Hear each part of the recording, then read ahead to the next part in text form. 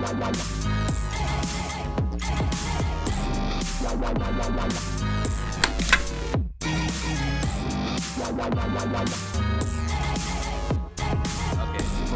time. Probably like a good 10 minutes just fucking around with the audio. Yep. Nope. No one saw that. Or everyone saw it. So I didn't tell you the name of this podcast, huh? No, you haven't. So the name of the podcast is the Game Collector Guild. Oh, that's a good. Let me bring up the picture. Triple G. Is it G? Oh, GCG. Oh, 2 G's, 1 C. Something like that. Game. Yeah, there's a C. I thought there was a G for. Well, close collector. enough. Actually, I don't even have the logo right there. Not prepared. So basically, it's just so me and Matt, aka TheDarkRift, aka Mumbling Words with Matt. Mouthing words. Oh, my bad. That's a more popular one. That's another Matt. Whoops. Whoops. My other friend Matt. Well, I don't have the image. Whatever. I'm sure put up in post. I don't know. Is this gonna be a video? Yes. Okay. Probably. I guess you could probably put it up in. Yeah, I mean, I have the video recorded anyway. Yeah. So yeah, basically this is gonna be a game collecting, video game specific podcast with I guess that's not always gonna be with you, but yeah, it's sometimes. most likely gonna be with you just Right. because like you're the collector friend that I have. Right. So you want to introduce yourself? So Matt, obviously, from the description he gave, I run another podcast called Mouthing Words with Matt. Not mumbling. Whoops. Not mumbling. Which is on SoundCloud and on YouTube. All links will be in the description below. Under TheDarkRift. Yeah. Yeah. So the first thing I wanted to actually interject with this podcast is so like why did you want to start collecting actually? Oh. I don't think I ever really asked that. No, you haven't actually. Well, I saw this, which you could probably see in the video. I saw this beautiful collection that you had, and I got really, really jealous. I was like, God damn, there's a lot of games that I used to play when I was a kid. Right. And I just kind of wanted to like recapture that nostalgia feeling, I guess, more than anything. Yeah. So I was like, yeah, let me get, because I was dumb when I was a kid, and I sold and got rid of a lot of the games I used to have, because I wasn't really much into video games. Right. Up until maybe like 4 or 5 years ago or so. I kind of got back into it and got really back into it deep. And then again, I think it was around the same time I became friends with you. Yeah. And then again, I saw this beautiful collection, and it was just like, yeah, I want that. Okay, At least cool. a fraction of that. People always have like, there's always some kind of reaction to the game room just because it's like some people will be like, "Wow, really? Do you have the time for this?" No, I don't. No, you don't. Is there any like, because one of the inspirations I actually took from was we were talking about best friends before we recorded this podcast, and I remember one of the episodes where Matt from the Best Friends shows off his living room, and he shows off all like his games and like, oh, if you want to get into doing Let's Plays, you should have like a big catalog of games and stuff like that. Yeah. I always think about that. Like, it's not the reason why I started, but I think about that every once in a while because I'm like, well, if we ever want to do videos on video games, we got them. Yeah, you have them. Yeah. Yeah. No shortage there. Yeah, by exactly. Any stretch. Did you have any like inspirations from like any YouTubers or like any kind of like internet people at all? Maybe like Best Friends a little bit. I mean, not so much them. They're not into video game collecting, but I'd say mostly you and just kind of just looking at other people's collections like on Reddit. Yeah. And stuff like that. You just get kind of. You go on r/game collecting. Yeah. I go on there all the time. I can't. I get too salty when I'm there. It's like, oh, I got this.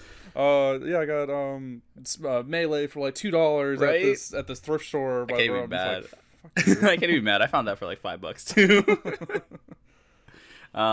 So what kind of like, I guess like to go off on that, like what kind of collector do you see yourself as? Like what kind of games are you really, really into? Really RPGs. I'd say like 3D platformers and RPGs.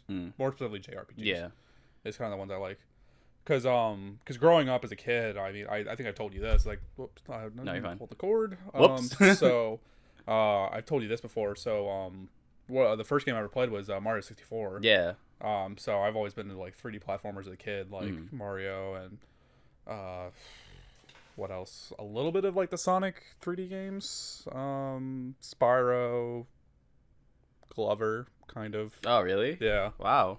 I never beat that game. I tried so hard. It was so Me hard. neither. It was so hard. Like Crash Bandicoot a little bit and kind of stuff like that. And then like the last couple years has been like just getting into RPGs like Persona. And, was into like Mass Effect. And you finally played Final Fantasy 7 too. Finally played FF7, beat FF10 too, somewhat recently. So yeah, that kind of stuff. Yeah. You played FF10? Oh, I thought when you said FF10 too, No, I thought you meant like 10 2. I was like, what? Really? I started 10 2. Yeah. Okay. I'd like to go back to it at some point. Yeah. Just because it's a really weird game. No, I know. I've so seen. Weird. I like because I played 10 like maybe like a couple hours of it, and I never played again. So I looked up what 10 2 was like, and I was like, huh. It's so different. It's so weird. Yeah. No, it's crazy that like you kind of grew up with like the 3D platformers because like we're around the same age. Yeah. And like luckily I was able to get a Sega Genesis, so I had a lot of like the Sonic 2 and all those like 16-bit platformers and stuff like that. It's like the jump from that to like Nintendo 64 is crazy just because it's like obviously like you get the 3D games and the transitional period of like you get Ocarina of Time and stuff like that. Yeah, definitely. So there's always like I guess a nostalgia like place where people start, which is funny because like I'm not a Sega Genesis collector even though I started with it. I guess I just don't really like attached to it too much, but yeah, like a lot of people like I was telling Matt before we while we were driving around to GameStops, funny enough, that Nintendo 64 is a lot of people's like go-to for complete sets because I think that's like the perfect like moment when people either got into video games or like they really started to like it a lot. Seemed like the height. I mean, not the height, but like seemed like I guess not really the peak, but it's the first transitional period. Yeah, because like video games went from like like Atari, Pong, and stuff like that to like the really simplistic like Atari games to NES, which was way more complicated but still pretty basic in general. But then when you jump from Super Nintendo to Nintendo 64, you really saw like a new type of game. Yeah.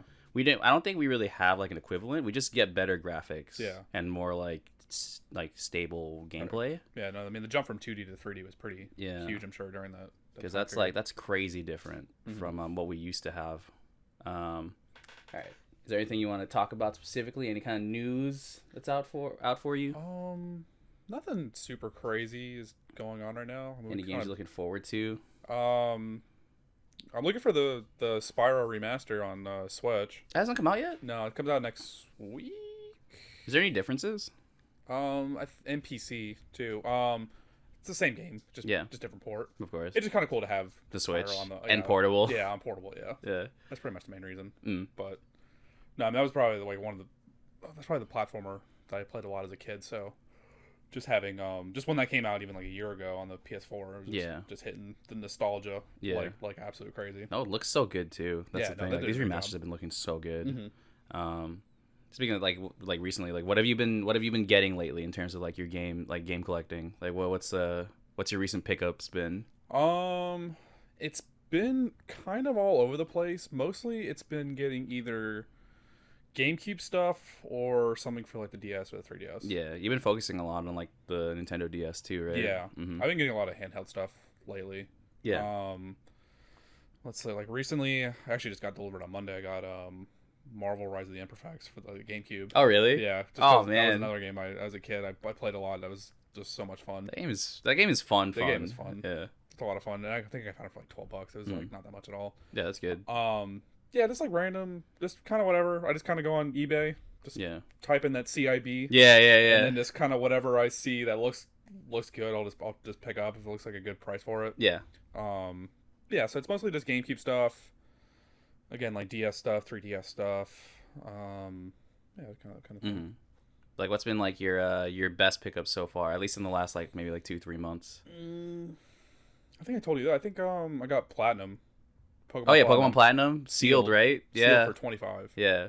And I'm pretty sure that's like an $80. Yeah, no, it's expensive. Sealed, yeah. So. And it was legit too. That's the important thing. Yeah. That was legit. I make sure I tested it, and it definitely starts. It kind of sucks that you had to open it to test it. Yeah. But like, you can never be too sure, really. No, I know. That's fine. I didn't really mind anyways. I mean, you're gonna play it eventually. Yeah, right? I was gonna play it eventually. It's not like it's not like I was gonna flip it. I mean, I could have. Right. Easily. You could have flipped in, like, get like a regular version. Yeah. For sure, easily. But then if it was like fake, if you flipped it, then it would have been just like, well, they would probably like had to like do like an eBay case or something like that, maybe. Or maybe if you like sold it to somebody like uninformed, then you'd probably get away with it. Yeah, that's true. Either way. Yeah. Yeah. What about you? What are your best pickups? So I mean, like, I've been putting up the pickups video I've been doing lately, and of course, there's been like that whole GameStop thing with the $5 trading credit, which has been fucking crazy. I've only been able to scratch like $300+ off of it, but some people on Instagram, on Reddit, getting thousands and thousands of trade-in credit. But basically, you can buy like 4 or 5 Switches if you want to for nothing but like these cheap $2 games or whatever. Like just because you add an extra 5, it's like 10 games is like what, $50? Yeah, it makes a difference. Yeah, if you have a lot of stuff that you don't play or don't want. Like the one example they gave was Super Mario Duck Hunt, right? One of the most common NES games in existence. There's so many of them. They were worth $7 in trade-in because it was 2 plus 5. So people like, that's a game you will like, a lot of people, like especially a lot of resellers and collectors, like have like a bunch of extras of them just because they come in so many lots.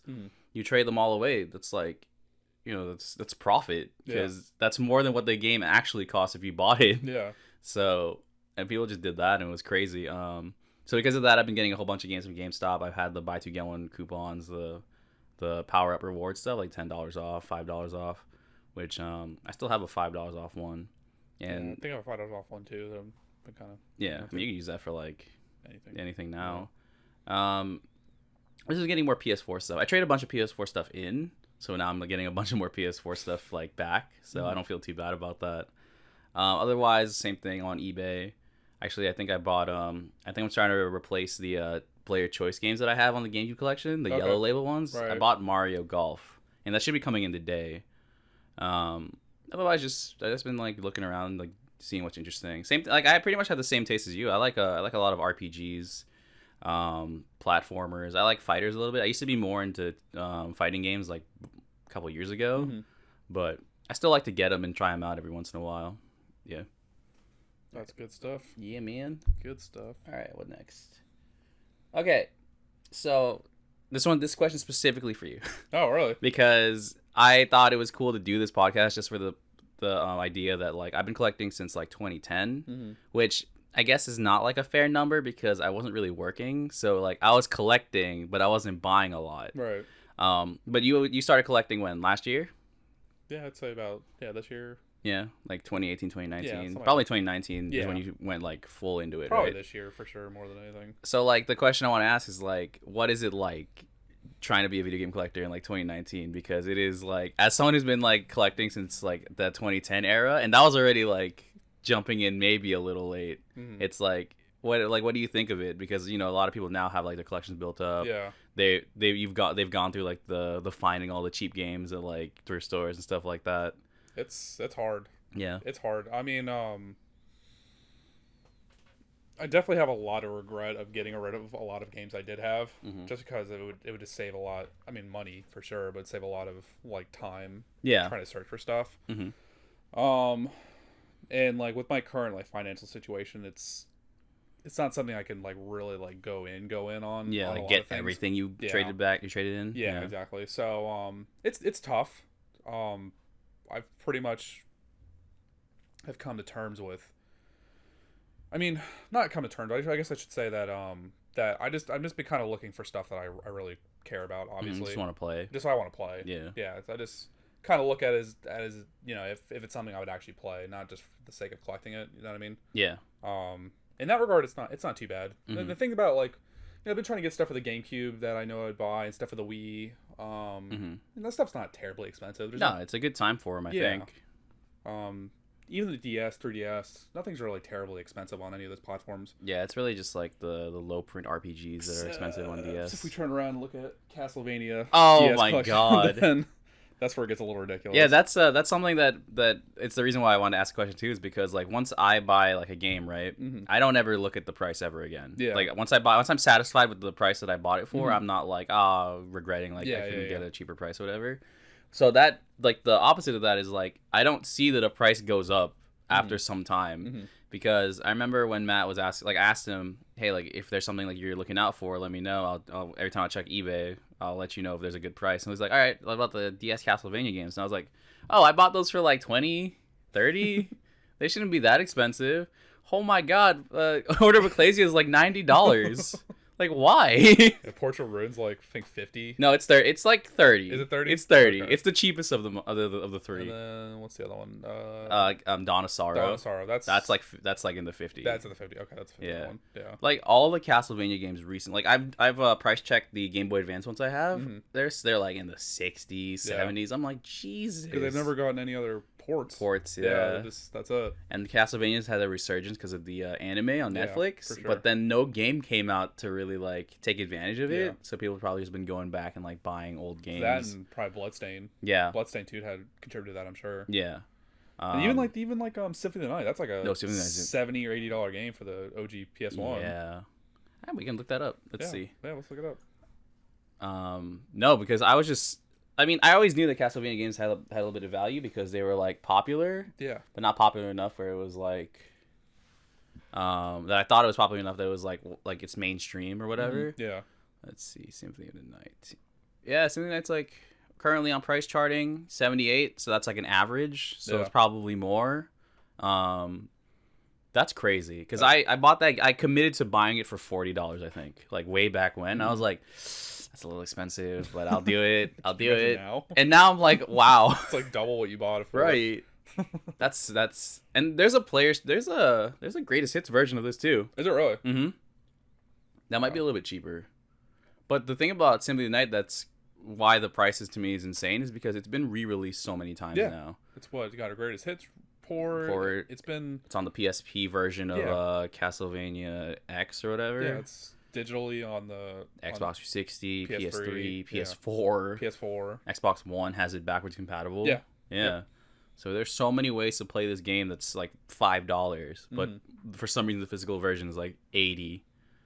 That's a little much. That's a little much. Yeah. The game is great. Yeah, there's no denying that. No, definitely, for sure. Yeah. Anything else you noticed from being like a modern collector? Like we were talking about like how like because we're right now in the era of like Xbox 360, PS3, and Wii are like phasing away. Yeah.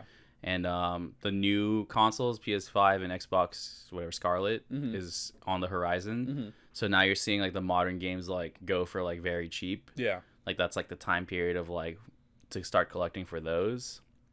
So but it's a little bit different from back then, I think, because like I feel like people probably bought up a lot of like the old N64 games when there was a chance to, but like I don't really see people clamoring for like 360 PS3 as much. No. Yeah. Well, we had kind of a discussion a long while ago. It just because it seems like a lot of them are available digitally, so you have better access to it. Whereas like like I'd say GameCube.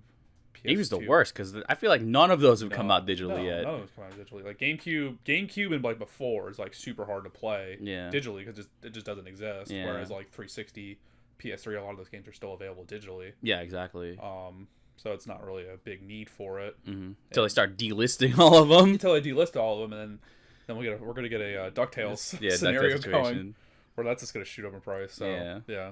No, you're right because like even then it's like we have Virtual Console and all that, but even then their libraries aren't perfect. No. So especially GameCube, like I don't think they have re-released the GameCube game digitally. No.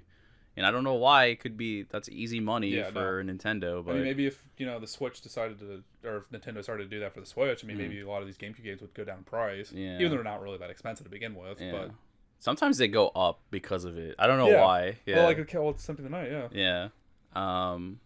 Yeah. So the next topic I had was like consoles that we like are good to collect for now, and it's basically what we mentioned. It's like Wii U, Xbox, pretty much Nintendo like 3DS. Last gen. Yeah.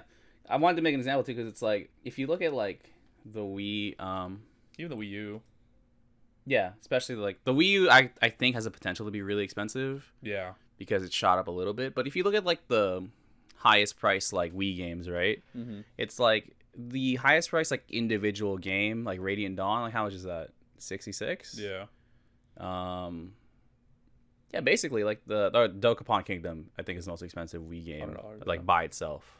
Without any sort of like attachment or boxes or whatever. And that's the most expensive one. That is the top tier of the Wii. It's not like N64 where it's like the highest one is like $500, $600 or whatever. So that's why I think like the modern consoles are great to collect for because the most expensive stuff is not that expensive. No, not compared to like Yeah, now they pay like the older stuff. SNES and S stuff, yeah. Yeah, where like the normal games complete are really expensive. Mm-hmm. Yeah. So yeah, I think the Wii U is a good one to collect for. Or the Wii U and Xbox, I think, are good to collect for right now because they have taken like a dip in their prices a little bit because they were really the Wii U was getting a little bit expensive at the time, but because of all the re-releases on the Switch, they've kind of taken a little bit of a dip. Like, how much is the most expensive Wii U game? Hello Kitty Cruisers. $54? What yeah. the hell? Why? It was short print. Oh, yeah. Okay. Funny enough, I used to see that game all the time for like $5. Yeah. Oh, and then Devil's Third? Yeah. Oh, yeah. That one was like limited release, and then they did like a second batch, and I think that was it. What's that? Yeah. Sports Club. Oh, wow. I didn't know this was up in price a little bit. 46. Yeah, the Mario and Sonic 2014. I actually have that bundle. Yeah, so the most expensive games for the Wii U aren't that expensive either. Not terrible. Like Kitty Cruisers 50. That's not if you're really going out for it. It's not bad. That's not a bad like spend or whatever. But there was a while where like, what's that? This one, The Crudes.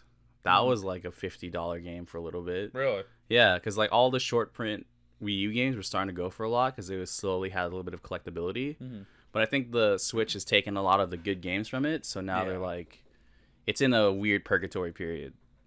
And the same thing happened to the Xbox, where when they did the backwards compatible stuff, like a lot of those backwards compatible games started shooting up in price.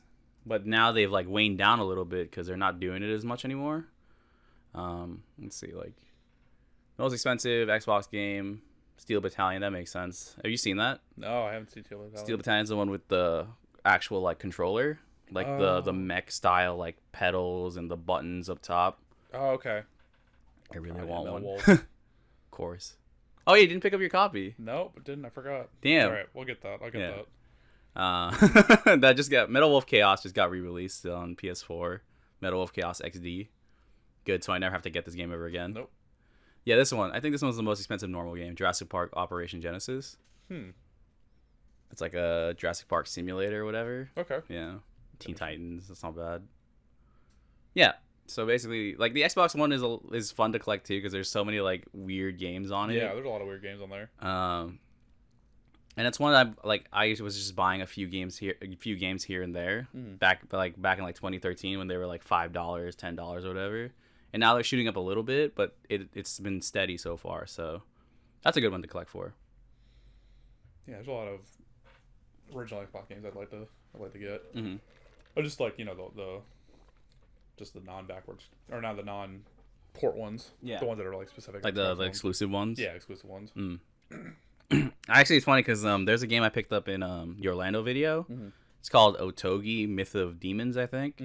And that's an Xbox exclusive, like 3D fighter brawler thing, beat 'em up. Interesting. And funny enough, like you could tell, like the prices of Xbox have been slowly, like kind of like zigzagging a little bit because it was double stickered right for the price. The sticker on top was $20, and I was like, that's fine. That's like an average price for the game. But you can tell like, when I peeled the sticker off, the original one was $2.99. What? Yeah. So I was like, that's when no one cared about the Xbox. Yeah. Now people care, and now it's like going up in price a little bit. And I was like, that makes sense because these games used to be like dirt cheap. Yeah. Like original Xbox games, like nobody was paying attention because people were still looking at PS2 because it was still going, and GameCube is like nostalgic for a lot of people. But Xbox was like whatever. Yeah. But now it's like, oh yeah, Xbox. There's some games on there. Yeah. Yep. What's your out of your previous gen collections, which one has the most games for you? Definitely the 360. Yeah. What do you have on there? You have a lot of stuff from when you were just regular gaming? Yeah, a lot. Like Call of Duty? Yeah, Call of Duty, Halo, Gears of War. I used to play a lot of shooters during that time frame. So a lot of stuff like that. God, what else do I have? The gamer games. I didn't really play gamer games. I had like Batman games, the Arkham games, Lost Planet. Oh man, 2. I love that game. I saw 3 at GameStop for $10, and I was like, I don't know if it got worse over time. Oh man, yeah, stuff like that. Yeah, I think like 30 or 40 of them I have. Mm-hmm. I can't remember exactly off the top of my head what I have, but yeah, just a lot of obscure stuff. Mm-hmm. So which what like I guess what collection do you have the most of right now? Your biggest library. Right now, it's a tie between, if not the 360, then probably PS4. Yeah, that makes sense. That's the modern one. Yeah. That's your main one right now for this this generation, right? I mean, I have an Xbox One, but I don't ever use it. Not a lot of people do. It's kind of basically like a 4K Blu-ray player at this right? point. It's just gonna be my Gears machine for now. It's so upsetting. Oh, it's my rare machine. Yeah, your rare replay machine. It's my brand new 4K console that can play all these games from 10, 15 years ago. Machine. I love it for the backwards compatibility. That's for sure. No, it's great.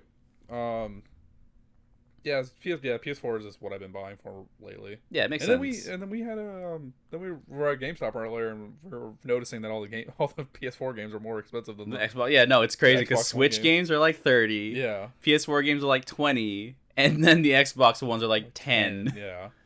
No, they know. They know what they're doing. They know what they're doing. They know who's selling more. Yeah. That's the whole thing about that. Mm-hmm.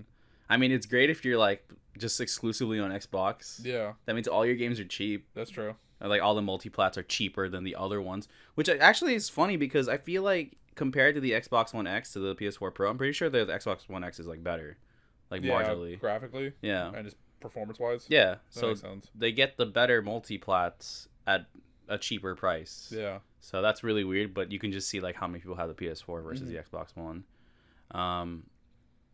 Yeah, and also actually looking at the more expensive games, like is there any? What's like your holy grail game right now, or like in your head? Like, what do you think is like what I really want? Yeah, like the one where you have to like, oh man, either I find this and it's great, or I commit to a really high price to get it.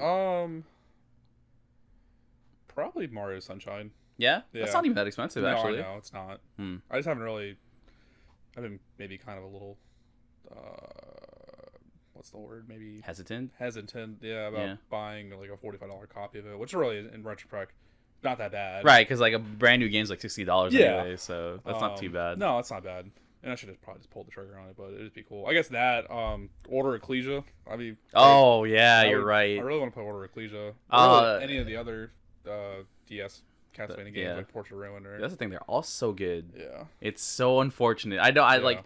As a collector, right? It's like it's great when the games I own go up in price, but I really hate the fact that they do, just because it's like games should be easy to play. Yeah. Like really, like they shouldn't. Like I know emulation exists, but I'm not really into emulating very much.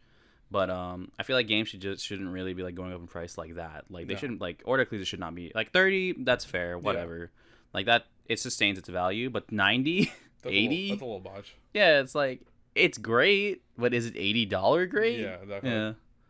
Yeah. That's unfortunate. That's actually saddening.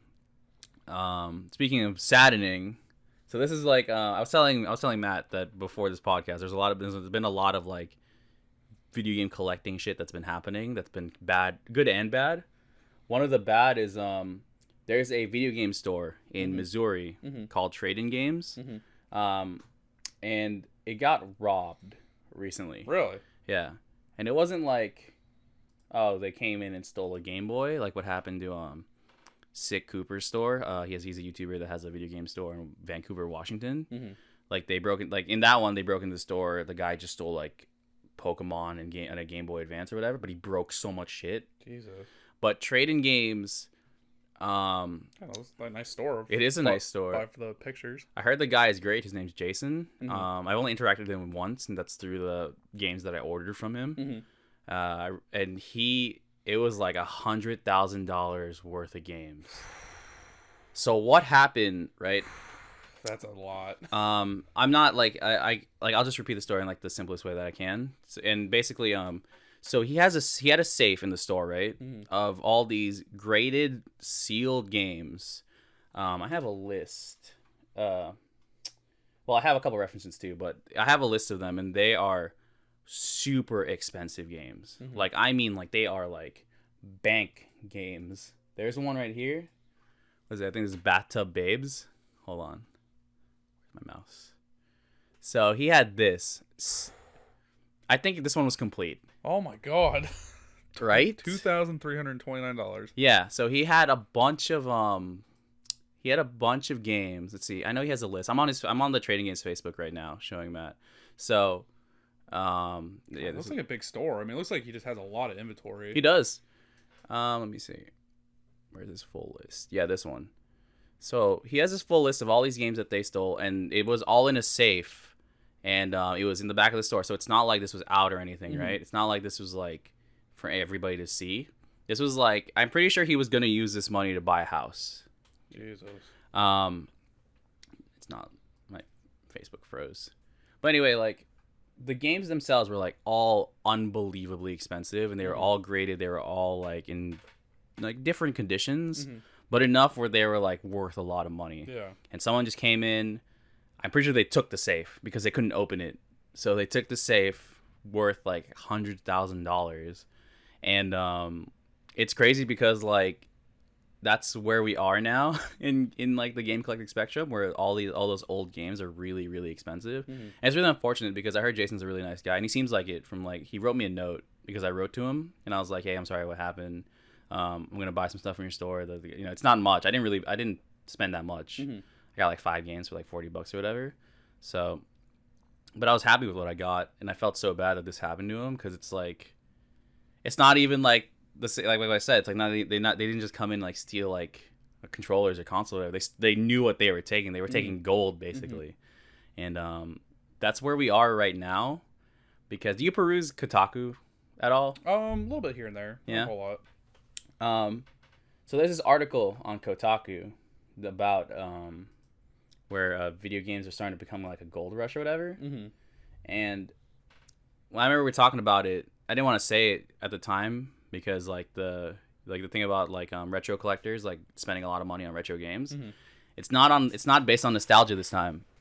It's people who are collecting, who used to collect comic books and toys, and like those vintage collectors. Yeah. They're starting to see video games as like the next thing, the next vintage like money maker. So they're seeing like they're seeing like, let's say like Super Mario sealed as like the new Superman comic book. Okay. So a lot of people have been coming into the collecting scene now, spending ridiculous amounts of money on non like expensive games. Really? Let me see. There's one that's like there's this one lady collector. Yeah, there's one. This is a lady that collects like comic books and stuff like that. Look how much she spent on a sealed copy of Donkey Kong Country. Jesus, $2,650. That game is not worth $2,650. No, it's not. That game is not even worth like maybe $100, honestly. For the Super Nintendo, it's so common. Yeah. It came with consoles, with the box and everything. No reason someone should be spending $2,000. And I think it kind of correlates the two like the trading games thing and this, because like I feel like people are starting to think like, oh, video games are like money now. Yeah. Like this isn't just like, oh, $100 game or whatever. These are like $1,000 games now. So that's sort of like where we're at. That's where like a lot of people are like sort of like in the mindset now. And it's just crazy because like this has never happened before. No one's stolen $100,000 worth of games before. Yeah. And now there are other people like coming to the collecting scene, like buying all these like Kid Icarus for $10,000, Super Mario for a couple thousand. Like those games shouldn't be that much, but that's what people think they're worth, so they're buying like that. And obviously, if there are people who pay for it, that's gonna drive the market up. Yeah. Right. Yeah. So what do you think? I think that's insane. Right? I mean, never in a million years would I think that video games were worth this much, or that you make money off of collecting games. I mean, I was having a conversation with my dad recently. I told you this, that he bought a couple sealed N64 games for like $10, and now they're worth $100 to $500 sealed. Yeah. Just because that's I guess where we're at with gaming games. Yeah. So. But this article is like that. It's gotten people like half and half on it, because like there's the one where like the Super Mario Brothers sold for $30,000 on eBay. Jesus. Yeah, Kid Icarus sold for over $9,000. These are NES games. Yeah, too. they're the OG NES games, sealed and brand new or whatever. I I can see the high value of them, but at the same time, it's like Super Mario Bros. It's like everybody knows what that is. Everybody's seen it. Yeah. It's not like it's.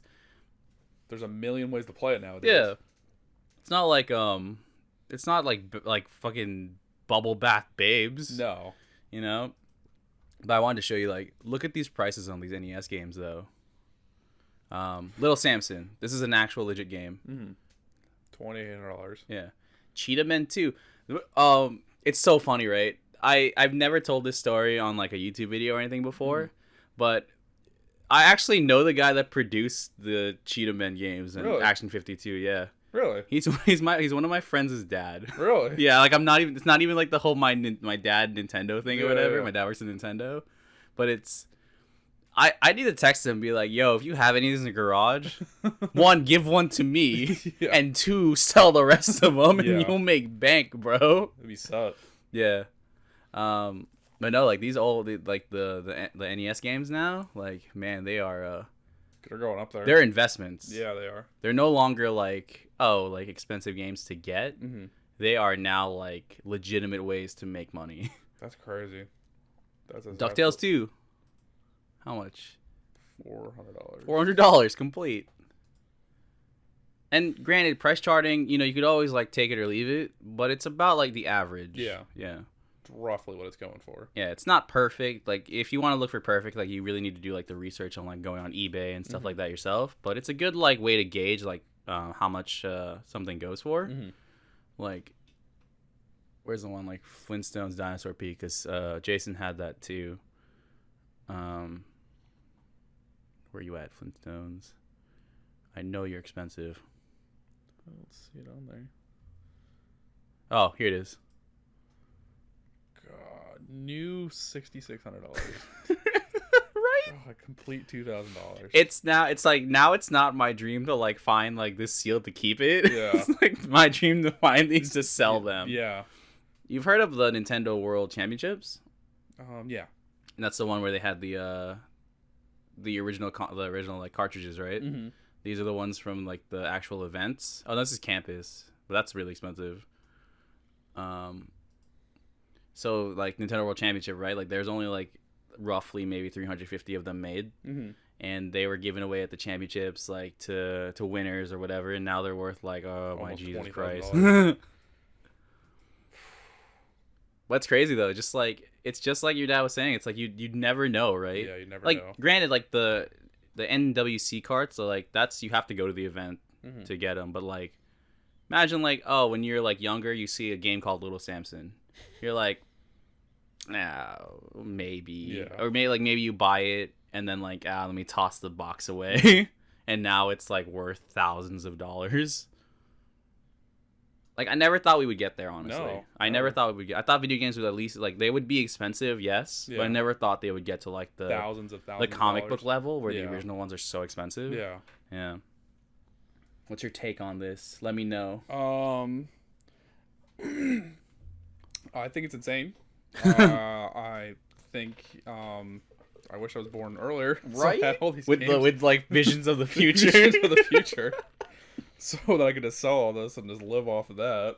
That'd be great. I'm just curious if like the same thing that's happening with like NES games, SNES games, is gonna happen to like, Nintendo 64, like GameCube, disc games. Maybe not. But then again, that's what we kind of said about like these. Yeah. Maybe. There is a chance that they won't, because I guess this was a time period when video games were more novelty than they are mainstream. Because I think about it now, where video games are basically... They're a medium now, where it's like you can watch movies, you can listen to music, you can play video games. Yeah. But before, video games were basically toys. Right. To most people, like to kids, they're like, oh, this is the new toy. Right.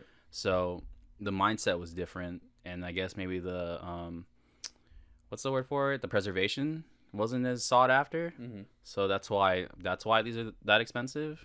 But now that, I mean, like, it became a medium probably by the time Super Nintendo N64 was, like, in its prime. Especially PS1 onward. Yeah. Because, like, Final Fantasy VII was, like, the greatest game of all time. That's, like, I mean, I'm not saying that to confirm it. I'm just saying, like, an example, right? That even casual people were like, yeah, Final Fantasy VII is great. Nobody was, like, no casual people were like, Earthbound is great, you know? Right. Right. You'd have to know about it. You have to play it. But now it's like, or at the PS1 era, it's like, yeah, like I've heard of Final Fantasy. I heard it's fantastic. So it probably won't be. Hopefully. But who knows? But you're right. Who knows? Like you never really know. Yeah. Suddenly N64 games are thousands of dollars. Let's see. I guess like because like we were talking about like what kind of complete sets we could go for. Let's there's a link right here. Let's see. Like feasibly. So I mean this is the one I was talking about, Clay Fighters. Okay. This is the most expensive one. Oh my god. Because this one was a Blockbuster exclusive. Right. And so the box was also Blockbuster exclusive. Okay. Which means like they only had the cartridges. Right. And they kept the boxes. So whatever happened in the boxes is like a mystery to most people. The cartridge is $410, but the complete is $2,000. This is way more than it used to be. Yeah. So let's see. But the step down from that isn't too bad, I don't think, because then you have Super Bowling, which is the next expensive one. 323. Yeah. Loose. 584 complete. And then, because I'm not counting the not for resale stuff. That's more like variants. Yeah, that's special stuff. And then Stunt Racer.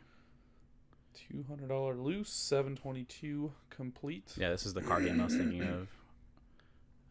Worms Armageddon. That's funny. Let's see. And then after that, it's like it starts to range down. Yeah, a lot of these are not resale ones, or yeah. Now it's like the normal games. Yeah, like $50. Mm-hmm. So it's like 3 or 4, right? Like give or take, like individual games that aren't variations, that are actual, just like their own games. Like probably like 4 or 5, right? I'd say, that are like over the $100 mark, and then 2 of them are over the $300 mark. Okay. So that's not bad, considering the fact that the rest of them are probably like whatever price. And I guess like the ideal way is like if you're like collecting for this, right, and you start to get multiple copies of like the more expensive stuff, you just pile them all together and then flip them for the really, really expensive ones. Good point. Or you could find Bubble Bath Babes and then just get your entire collection from one game. That'd be God. That's crazy, man. It was like my dad was saying too. It's like you should never have thrown away like the boxes for the games. Yeah. It's like they're worth so much. Yeah, the value is crazy. This one I really want, Ogre Battle 64. It's not bad loose, but no. Like that's a difference, right? Like yeah, loose N64 games are not bad at all. Yeah, same thing with Super Nintendo. Yeah, the loose ones aren't too bad. It's like maybe I'll start collecting for the N64 to get some loose games, because I have maybe like 10 or so N64 games already. Yeah, like Donkey Kong 64 or Banjo-Kazooie, Lego Racer. Oh yeah, Paperboy, Glover, Pokemon Stadium, stuff like that. So yeah, no, that's a good like place to start. I think, because N64 has a lot of really good games, and it's a lot of like nostalgic games too. So that's a good and that's also complete. Like I said before, completing it isn't too bad. No, because a lot of people have done it. I mean, that sculptor's cut is getting more and more expensive as it goes by. But I guess if you really think about it, that's like the crown on top of everything. Yeah. It's like the big game that everybody, because the GameCube doesn't really have that right now. No. Except for Pokemon Box, which is like $500, which is more than I've spent on maybe half the games on this shelf. Yeah. Yeah. That's one I have to like suck up and buy eventually.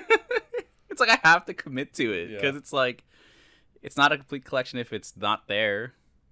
But it's also like, man, if I have it, then that's the game will appreciate in value eventually for basically nothing, because it's like it's a nothing game. Yeah. So yeah, that's what's been happening lately. That's what I've been like kind of going through. I can't believe those NES games are thousands of dollars. Right? That's insane. Someday. Some people might be predicting like a video game crash. I highly doubt it though. No. Doesn't seem like it'll happen. Like, oh my god, like wacky races. No, because video games are so popular nowadays. They'll always be popular. Yeah, and there's always like different types of people. It's like there's the old ones who want to collect all these old games. A lot of them have them already too. That's the thing. That's why they're so expensive, is because like they're slowly getting bought up, and they're landing in collectors' hands, and people keep them. Some people like buy them to keep them. So there's always that. Yep. I really gotta ask about this the Action 52 Cheetahman stuff. I wonder if he still has them. Because he told me that they're in a storage. Like he put all of his Action 52 stuff, like all his Cheetahman like merchandise, like the leftover box games. They're all somewhere in storage. Wow. And I'm like, as your friend, give me one. I'm telling you to sell them, but also as your friend, please give me a copy. Yeah. So I can sell it. No, I want to keep it. I gotta This I don't know if this is anywhere in the works because they just recently moved. So I want to actually like ask his dad for an interview, like to actually do one for Action 52. Because when I was talking to him over dinner, he was like going on like he was like saying details that I remember reading, and obviously we've never like talked about it before. So it was just like, I think he's the real deal. Yeah. Yeah. They talked about going to one of the I don't know if he went to E3. But he talked about going to a gaming convention, talking about like this product that they were working on. That's only slightly talked about like whenever you look up Action 52 like history. So I was like, this is actually him. You know what my friend said too? It's like, oh, I never told you that. It's like, no, you didn't. It's like, no. No, it's we have a gaming channel together, and you've never brought this up one time. Yeah. Anyway, so the next thing I really had was talk about was like, we're still doing free play November. Yeah. Yeah. So I'd like to try and do that. Yeah, for sure. Yeah. So there's a gaming convention in Orlando, Florida called Free Play. It's the second year that I believe it's going to be open. And actually, Angry Video Game Nerd is going to be there. Oh, really? Yeah. That's cool. So I can't wait to meet him. I don't know how they're going to do like autographs and pricing or whatever, but I definitely want to get like a picture with him because he's like one of my OG YouTube heroes that haven't like fallen to shit. like that guy with the glasses and stuff. Oh yeah, I know what you're talking about. Yeah, Nostalgia Critic. Yeah. Yeah. I mean, I still watch him from time to time because it's not like it's his fault really. But yeah, like Angry Video Game Nerd. That's like the first like YouTube series that I've like binged. I was like, oh, this is funny, and this is just some guy doing videos. Yeah. So, and we hopefully to find video games there too. That'd be nice. Yeah. Ideally. Right. Perfect world. Yeah. Maybe we'll find Bubble Bath Babes for cheap. For $2. Yeah. And then we'll flip that. If we both find it, are we gonna fight over it, or is it gonna be like, are we gonna split this? Probably split it. We'll be civilized people about it. I'll fight you in Mario Kart. No, it's like we'll pick 3 games. One I'm good at, one you're good at, and one both of us don't know about. Yeah, there you go.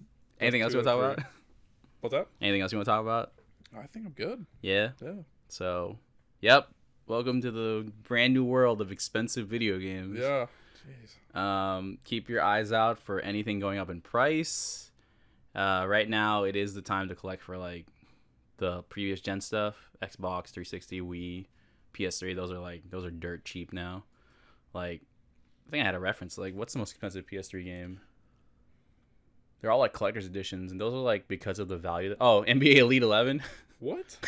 Why is that so much money? Because this never technically came out. Really? It did, and then they pulled it from store shelves. So people who bought them have them, but then the other versions disappeared. Wow. Right? This came out for $800. Yep. $820, and that's not even a big difference between the loose and the complete. No. That's like basically the same amount. Yeah. That's wow. This is one of those games that it came out for like maybe a week, and then they pulled it from store shelves. Man. Or either they canceled it, but it was already at like stores. So, yeah. I forgot about that actually. I totally forgot about NBA Elite 11. Well, other than that, yeah. Other than that, it's not too bad. No. Yeah. No, it's pretty. I wonder what the equivalent is for Xbox 360. Yeah. Oh yeah, don't collect Sega games. You want cheap games though. Yeah, those are expensive. Yeah, I wish I love the Sega Saturn, but I can never think I can go for a complete collection of that. Those are so expensive.